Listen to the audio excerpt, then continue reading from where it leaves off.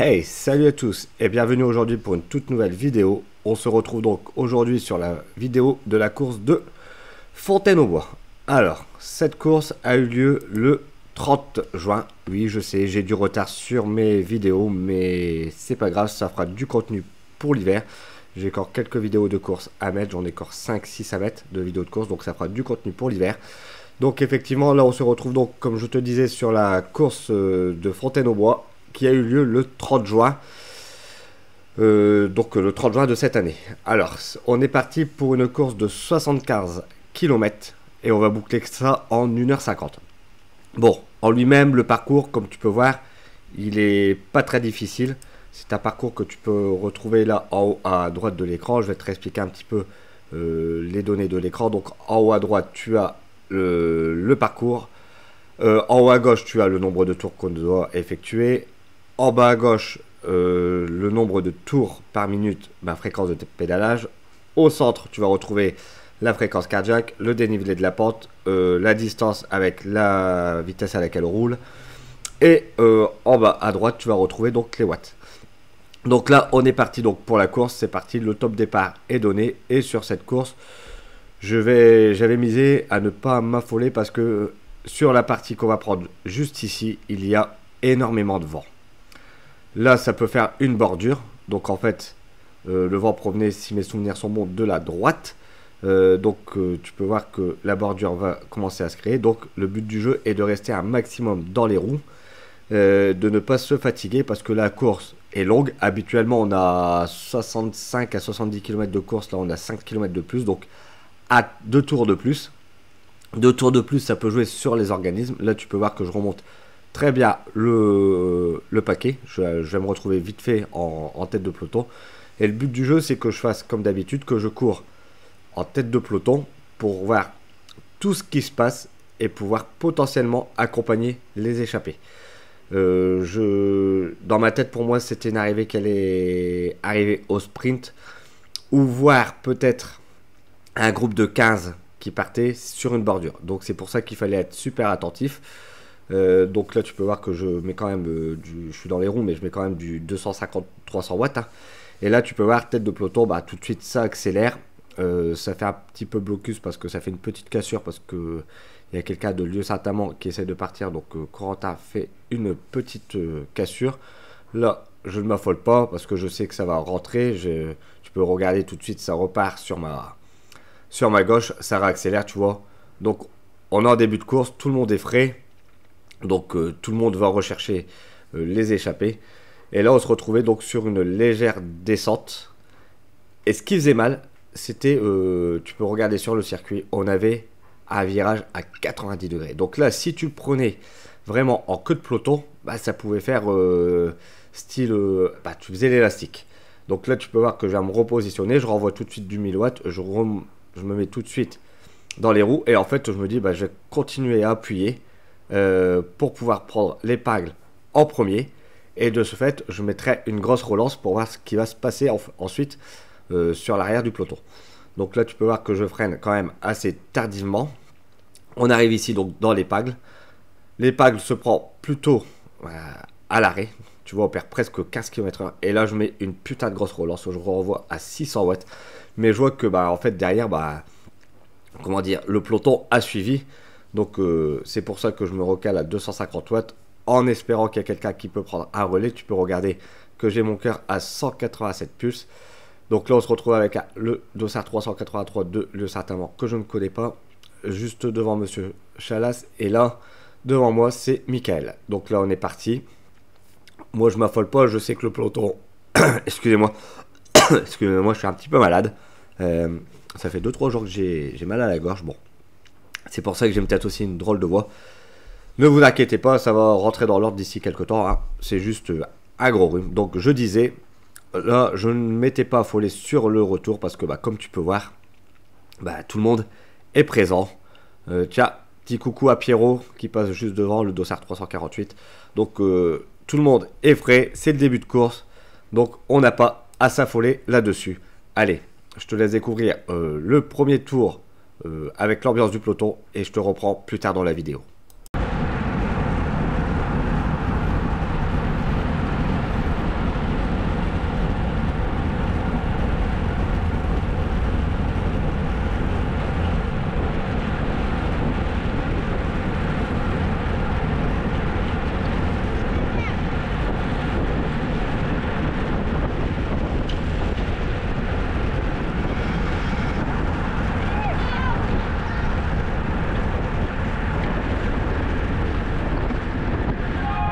Allez, on se retrouve donc ici au deuxième tour, 5 km,2. Et là, tu peux voir qu'il y a un petit groupe qui se détache.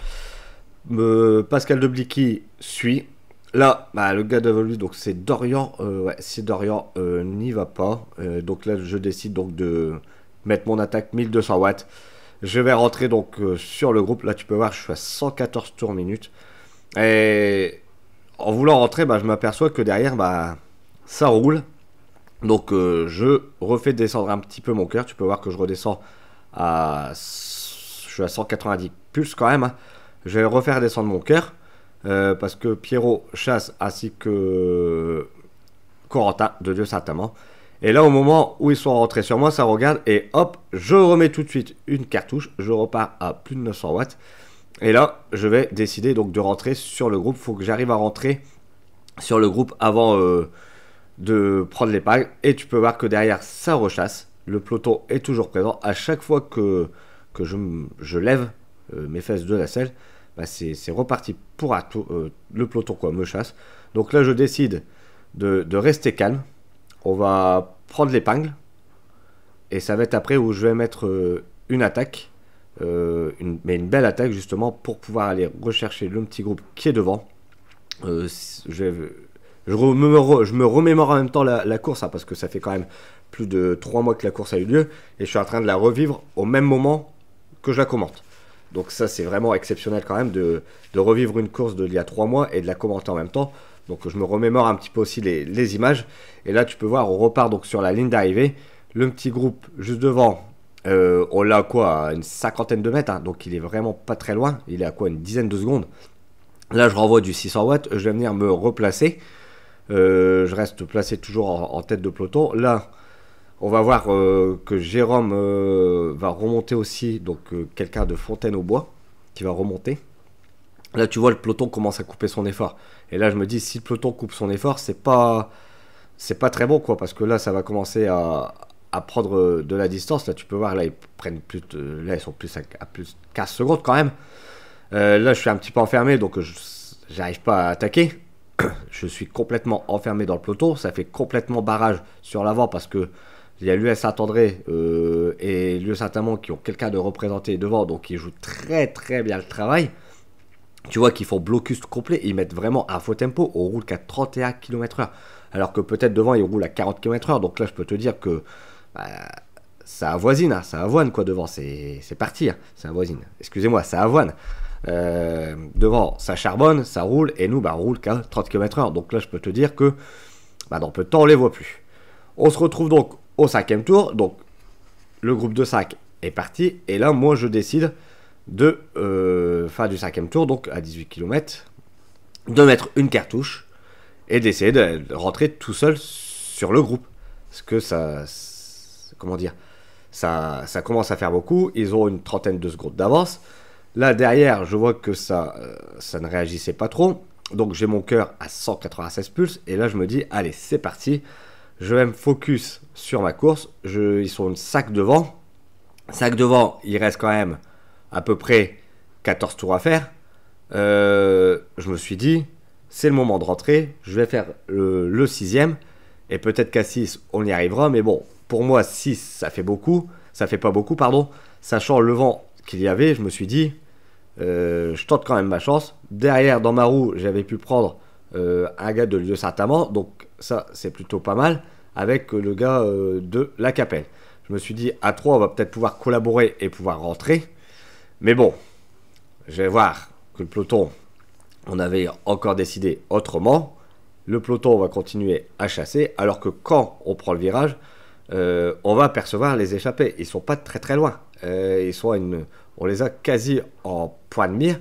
Mais bon, pour ça, pour pouvoir rentrer sur l'échappée, il faut avoisiner.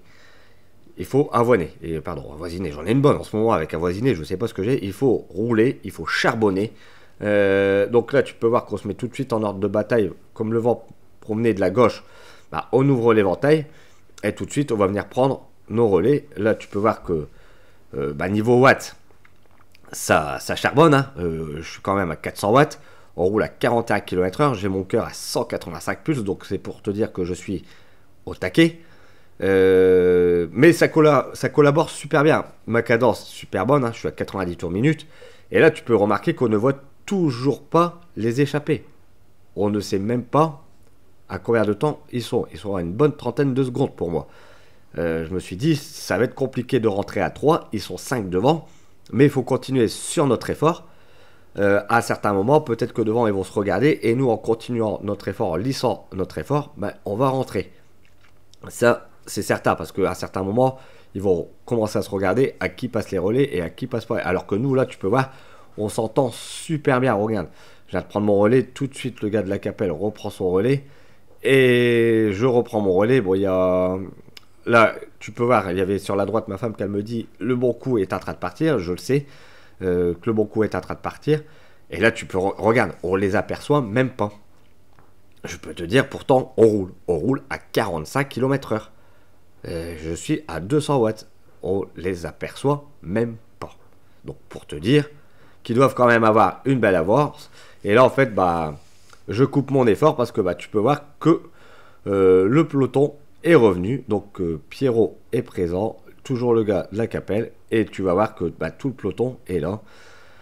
Notamment avec Michael et les gars de Lieu Saint-Amand. Donc voilà, on aura fait quelques kilomètres en contre, mais on ne sera pas rentré. Je me suis dit, ça va être impossible de refaire un groupe de contre à l'heure actuelle. Comment on va faire? Donc là, je décide de reprendre, on va dire, les choses en main. Je vais virer en première position une fois de plus dans ce virage. Parce que le but du jeu, l'épingle, tu peux voir, elle est assez serrée. Tu vois, on la prend à 20 km/h. Et là, je remets une grosse attaque. Une grosse relance plutôt.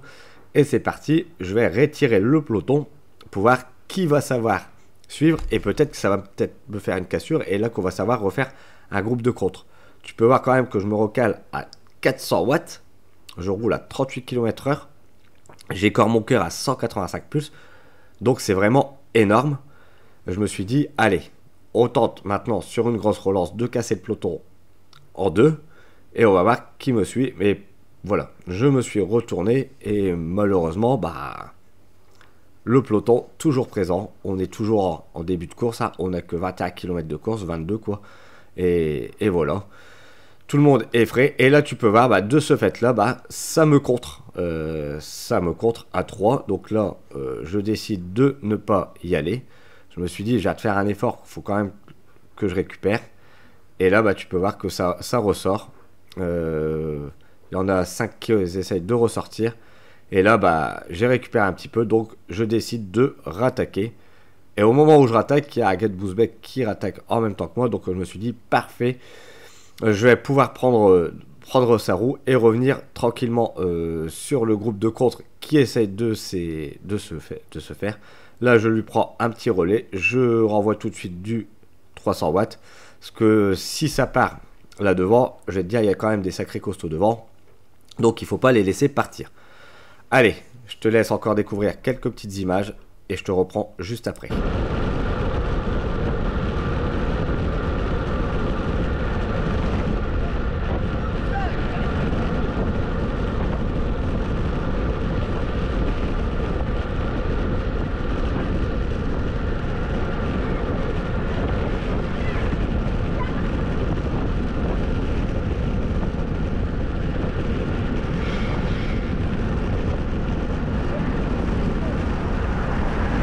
Allez, on se retrouve donc ici au 13e tour. Et là, bah, tu peux voir qu'il y en a deux qui sont en train de partir en facteur. Et là, je me fais enfermer. Le gars de Bousbecq attaque. Alors là, tu vois, j'ai la porte ouverte et j'y vais pas. Donc, je me fais renfermer une fois de plus. Maintenant, il va falloir que j'attende l'ouverture pour pouvoir y aller. Là, j'essaie de me décaler.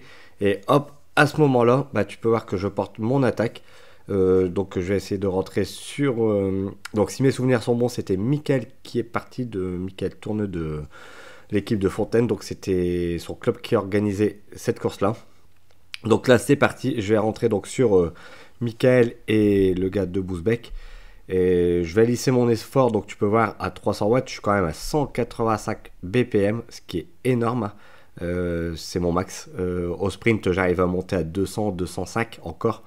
Mais voilà, le 200-205, je le tiens pas indéfiniment, hein, je le tiens que 10 secondes. Là, par contre, les 185, entre 185 et 190 pulses, j'arrive à le tenir environ 20 minutes. Donc là, c'est parti. On se retrouve donc au 14e tour. Là, je rentre sur le gars de Arnie. Il était très très fort ce jour-là. Et je continue mon effort. Là, tout en lissant mon effort, je vais rentrer donc sur les gars qui ont attaqué juste avant. Et on va donc essayer d'organiser un groupe de contre pour pouvoir rentrer sur l'échappée. Parce que à ce moment-là de la course, il reste 6 tours. Ils sont toujours 5 en échappée. Et ils ont toujours 20 secondes d'avance. Donc là, c'est sûr que si on s'entend pas mieux que ça, l'échappée va au bout. Et bah, je pourrais dire au revoir à la victoire. Bon, je ne m'affole pas. Là, je sais que cet effort, je peux le tenir 20 minutes. Je peux tenir 20 minutes, 310 watts de moyenne. Donc, je ne m'inquiète pas. Il y a Dorian qui est revenu aussi sur nous. Donc, ça va faire une troisième personne de plus à collaborer. Là, je vois Michael qui se retourne, donc qui voit que on est en train de chasser. Donc, il se dit... je vais les attendre. C'est ce qui. Non, c'est même pas Michael, c'est le gars de Bouzbek. Il se dit, je vais sûrement attendre le groupe pour être plus fort ensemble. Là, tu peux voir, on est à 50 km de course. C'est quand même quelque chose. Hein, ça commence à brûler dans les jambes. Là, le gars de Bouzbek s'écarte tout de suite. Il ouvre l'éventail. Il a compris que le vent provenait de la gauche. Donc, il a compris tout de suite qu'en se décalant sur la gauche, ça allait nous abriter et qu'on allait collaborer. Là, tu peux voir que moi, donc de ce fait-là, j'ouvre l'éventail.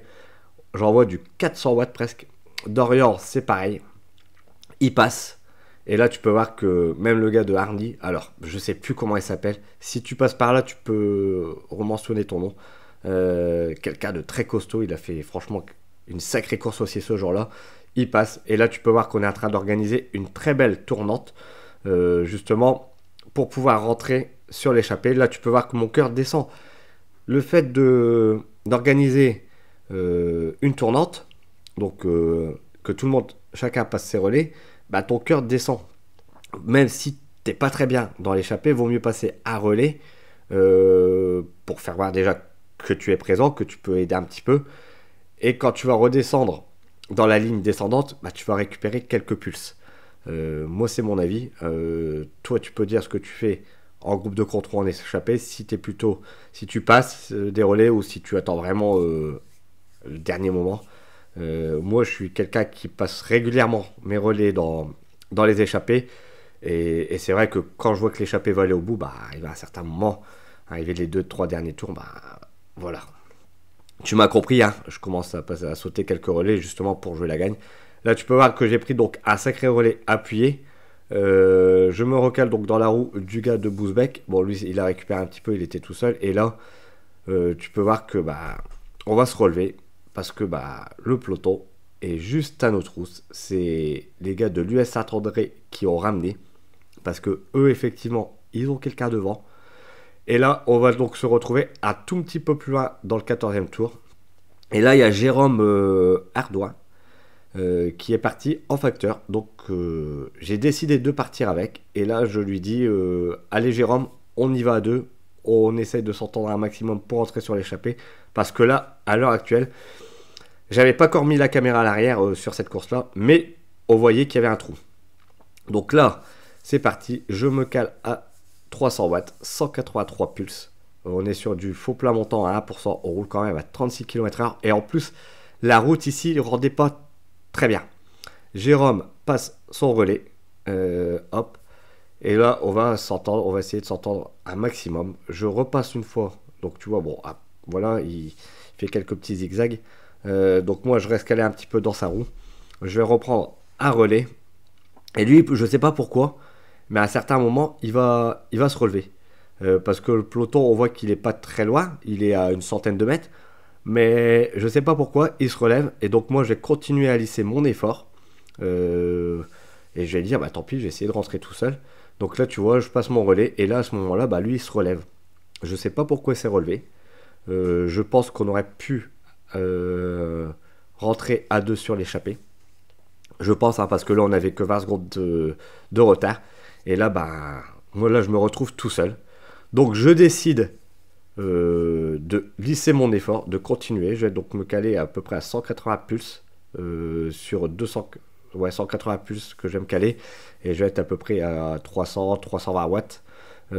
Essayer de rentrer sur eux. Là, tu peux voir quand même que je charbonne, hein. J'envoie, comme dirait l'autre, la sauce.